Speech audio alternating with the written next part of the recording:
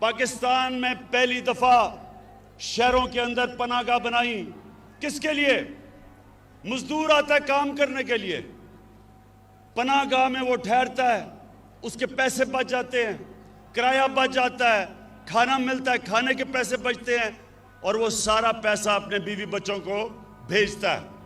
ये पहली दफा पाकिस्तान के अंदर पनाहगाह बनी है, और मुझे खुशी ये है कि ये हमारा जो सफ़र है पाकिस्तान को फलाई रियासत बनाने का, वो शुरू हो चुका है। हम इंशाअल्लाह जो अगला काम करने जा रहे हैं, जो नया पाकिस्तान हाउसिंग का मतलब क्या कि आज तक अगर आपके पास पैसा है तो आप घर बना सकते हैं, अगर पैसा नहीं है तो किराए के घर में ठहरना पड़ता था।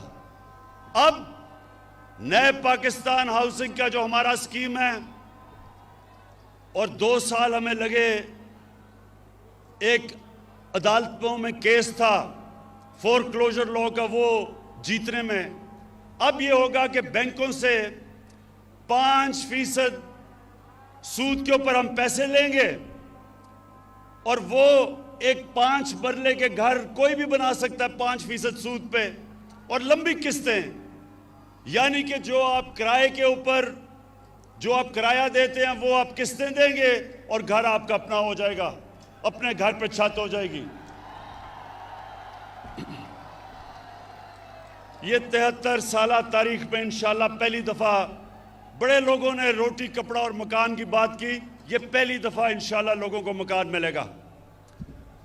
उसके बाद नौजवानों, एक तालीम का निसाब, ये भी 73 साल में पहली दफा हमारी हुकूमत कर रही है कि सारे पाकिस्तान में एक निसाब हो।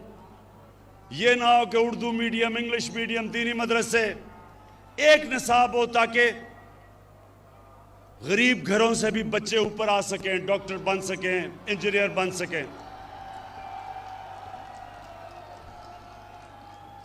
जब 2013 में तहरीक इंसाफ की हुकूमत आई पख्तूनख्वा में, तो 3 साल तक हम सुनते रहे कि जी किधर है नया पख्तूनख्वा। 3 साल हमें सुनना पड़ा कि किधर है नया पख्तूनख्वा। जब इलेक्शन हुआ, और पख्तूनख्वा की एक तारीख है कि वो एक जमात को दूसरी दफा बारी नहीं देते, लेकिन तहरीक इंसाफ जब इलेक्शन हुआ तो पहले से ज्यादा वोट मिली, 2/3 अक्सरियत मिली पख्तूनख्वा में 2018 में। क्यों मिली? इसलिए कि हमारे दौर में गुर्बत पख्तूनख्वा में 27% से गिर के 18% पे आ गई।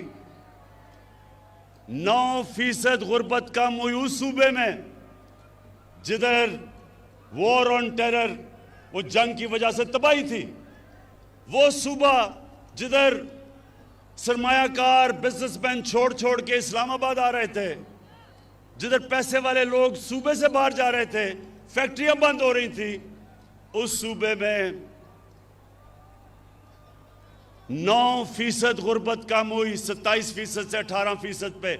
इसलिए लोगों ने वोट दी, और इंशाअल्लाह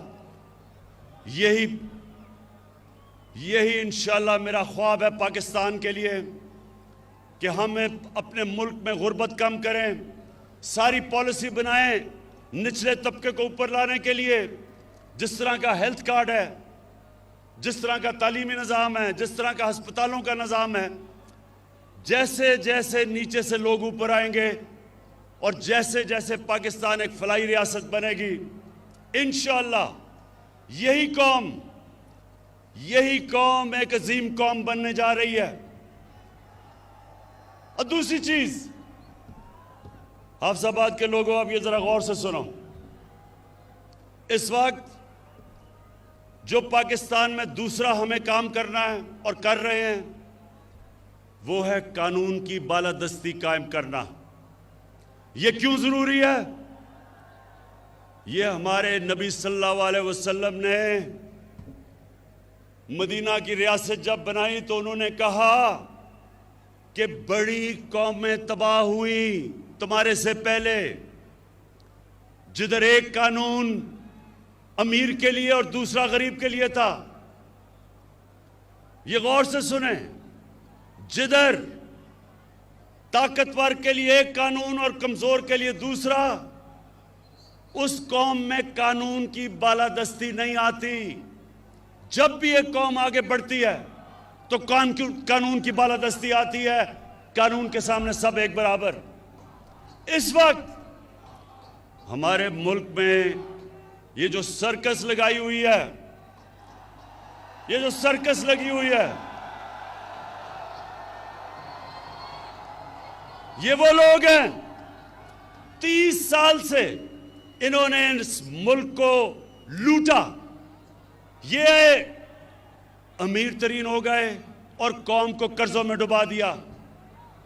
इनके लिए एक और कानून था, आम चोर जो भैंस चोरी करता था या जो मोटरसाइकिल चोरी करता था, उसके लिए एक और कानून था। और ये जो अरबों रुपया चोरी करके मुल्क का बाहर लेके जा रहे थे, इनको पाकिस्तान का इंसाफ का निजाम नहीं पकड़ता था। अब इनको मुश्किल पड़ गई है। पहली दफा जो केसेस नैब के अंदर इनके दौर में बने हुए थे, हमने नहीं केसेस बनाए, ये इनके दौर के केसेस थे। वो अपने दौर में तो ये एक दूसरे को पूछते नहीं थे। हमारे दौर में हमने नैब को आज़ाद छोड़ दिया है। इनके दौर में नैब इनकी गुलाम थी, हमारे दौर में आज़ाद है। अब ये सारी ब्लैकमेल इसलिए मुझे कर रहे हैं कि ये चाहते हैं कि मैं किसी तरह नैब को ख़त्म कर दूं ताकि इनकी चोरी बच जाए।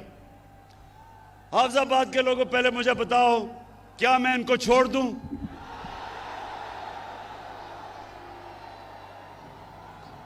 कहीं आपको इनके ऊपर तरस तो नहीं आ रहा?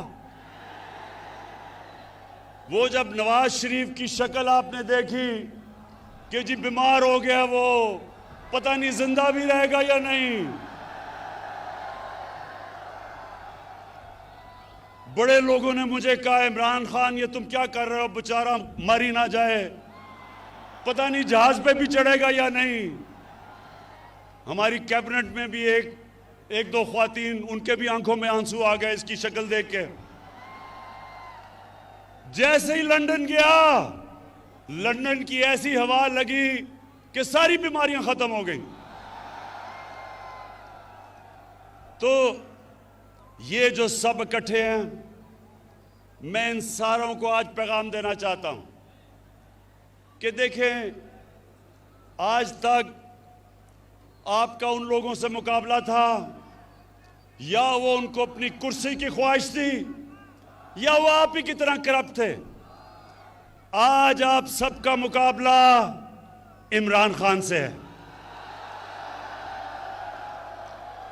एक वो इंसान जिसको अल्लाह ने मुकाबला करना सिखाया है। मैं आज आप सबको कह रहा हूं कि आप जो मर्जी कर लें, जितने मर्जी जलसे करने हैं कर लो,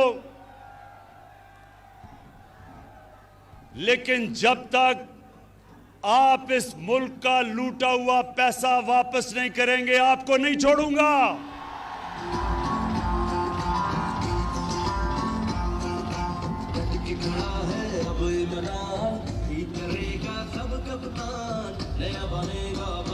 बस। अच्छा,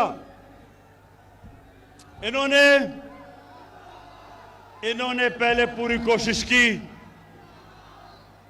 कि माशियत के ऊपर कहा जी माशियत खराब हो गई, इसको निकाल दो। फिर कहे जी महंगाई हो गई। इनके पिछले 10 साल में देखें कितनी दफा महंगाई आज से बहुत ज्यादा थी। फिर कहा जी कि वो कोरोना के अंदर इमरान को नहीं समझ कि वो जिस तरह नरेंद्र मोदी ने बंद किया था अपना मुल्क, इमरान खान को भी करना चाहिए। अल्लाह अल हक है, अल्लाह का शुक्र अदा करता हूं, उसने हमने कोरोना से भी बचा दिया। फिर इन्होंने एक फैटफ, एक ऐसी चीज है जिसमें पाकिस्तान को इनकी वजह से ग्रे लिस्ट में डाला हुआ है। अगर पाकिस्तान ब्लैक लिस्ट हो जाता है तो हमारे ऊपर सैंक्शंस लग जाती हैं, हमारी माशियत बैठ जाती है।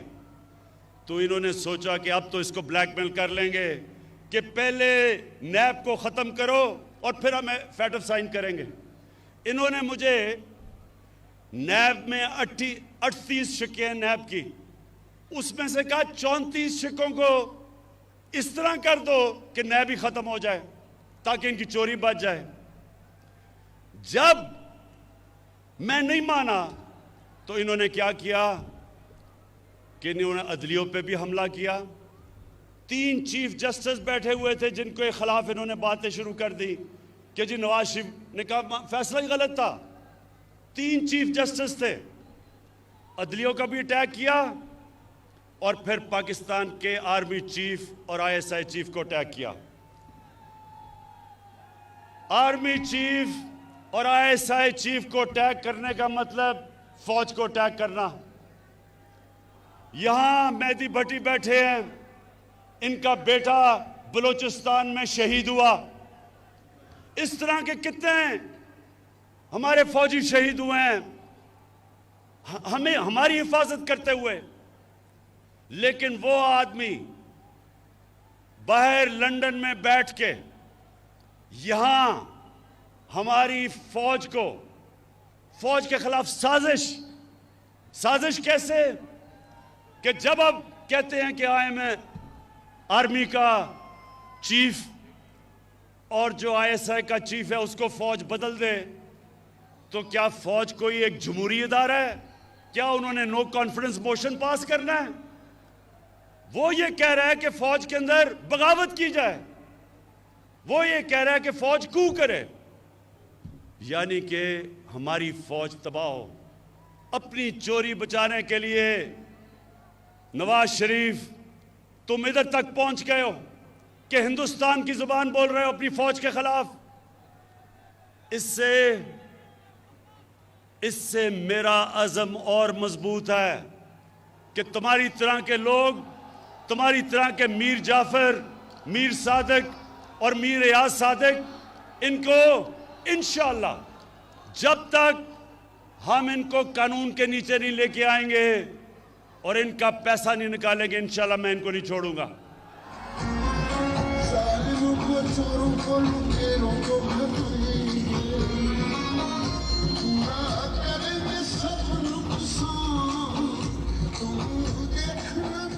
अच्छा, और ये जब सर्कस इनकी लगती है उसमें हर किस्म के लोग होते हैं। एक ऐसा आदमी है जो कि कहता है इमरान खान की वजह से इस्लाम को खतरा है। मैं उनको एक पैगाम देना चाहता हूं, और हाफिजाबाद के लोगों आप इसकी गवाही देना। आज तक पाकिस्तान की 73 साल तारीख में, हाँ मैं इसी की बात कर रहा हूं, कि डीजल ये कहता है कि इमरान की वजह से इस्लाम खतरे में है। मेरी वजह से इस्लाम खतरे में नहीं है, आपकी तरह के लोगों की वजह से इस्लाम खतरे में है। मैं आज चैलेंज करता हूं, पाकिस्तान की 73 साल तारीख में किसने आज तक अपने नबी सल्लल्लाहु अलैहि वसल्लम का, उनका जो मौक़िफ़, उनके लिए कौन इस तरह इंटरनेशनल स्टेज पे खड़ा हुआ है मेरे अलावा? चैलेंज करता हूं आपको।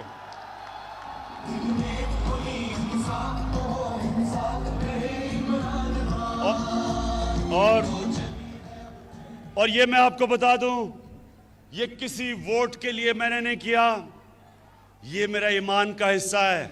हमारे नबी सल्लल्लाहु अलैहि वसल्लम हमारे दिलों में बसते हैं।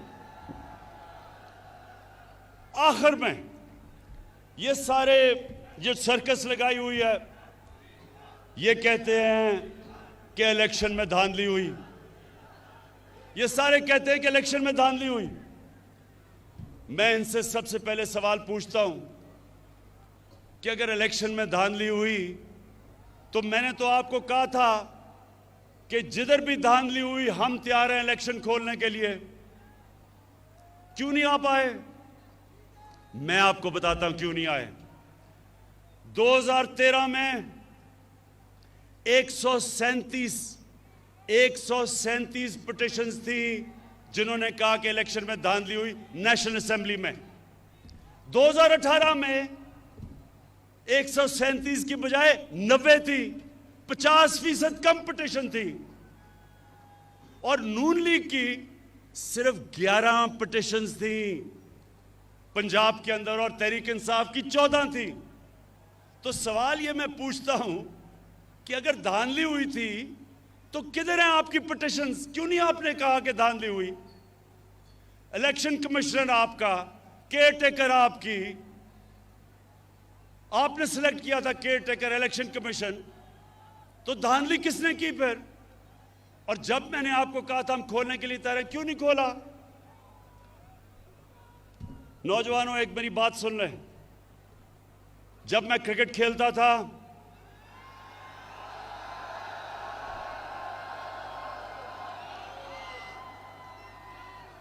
तो मेरे दौर में अपने अपने अंपायर होते थे। जो मुल्क होता था जिधर आप क्रिकेट खेलने जाते थे उनके अपने अंपायर थे। तो ज्यादातर जब टीमें हारती थी दूसरे मुल्क में तो वो कहती थी अंपायरों ने हमें मैच हरा दिया। तो मैं वो क्रिकेट की तारीख का 150 साल तारीख में वो पहला कप्तान था जिसने कहा कि न्यूट्रल अंपायर आने चाहिए, यानी कि अपने अंपायर नहीं होने चाहिए, दूसरे मुल्क से अंपायर मंगवाओ ताकि वो न्यूट्रल हो। और आप अगर दुनिया की क्रिकेट की तारीख उठा के देखें तो पहला कप्तान था जिसने अपने मुल्क में दुनिया की सबसे ताकतवर टीम वेस्ट इंडीज के साथ न्यूट्रल अंपायर मंगा के मैच खेला।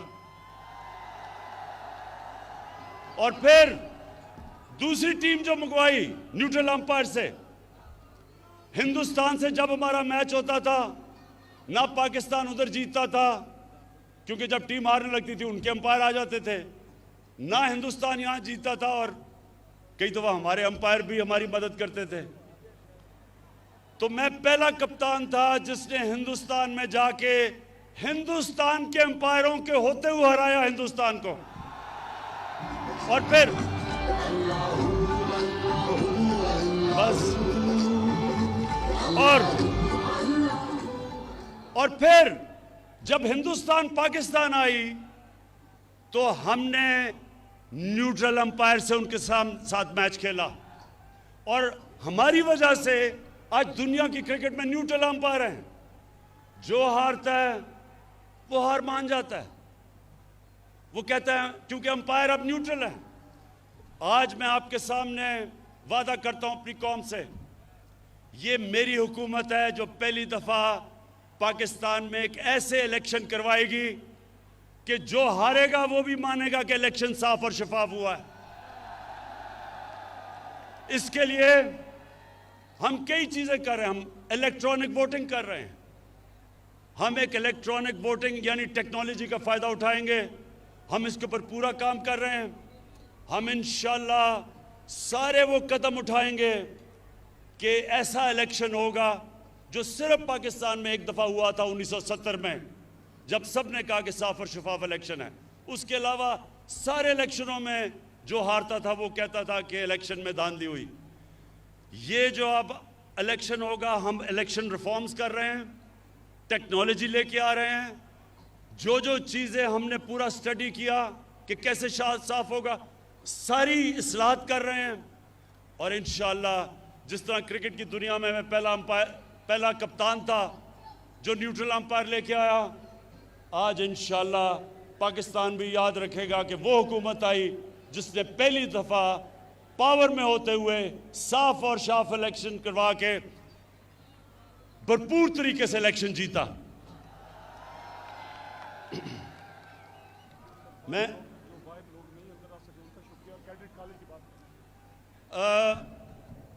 शौकत ने मुझे कहा है कि अभी लोग बहुत बाहर खड़े हैं जो अंदर नहीं आ सके, उनको भी मैं उनका शुक्रिया अदा करता हूँ, खुशामदीद कहता हूँ उनको। और मैं आखिर में ये फिर कहता हूँ कि हमने सारे जो इलाके हमारे पीछे रह गए थे और हाफिजाबाद भी पीछे रह गया था, हम आपके लिए पूरा काम करेंगे। आपके लिए यूनिवर्सिटी, आपके लिए DHQ बड़ा 400 बेड का हॉस्पिटल, और इंशाल्लाह ये जो कैडेट कॉलेज चाह रहे हैं, इंशाल्लाह एक कैडेट कॉलेज के ऊपर भी हम काम शुरू करेंगे। बहुत बहुत शुक्रिया।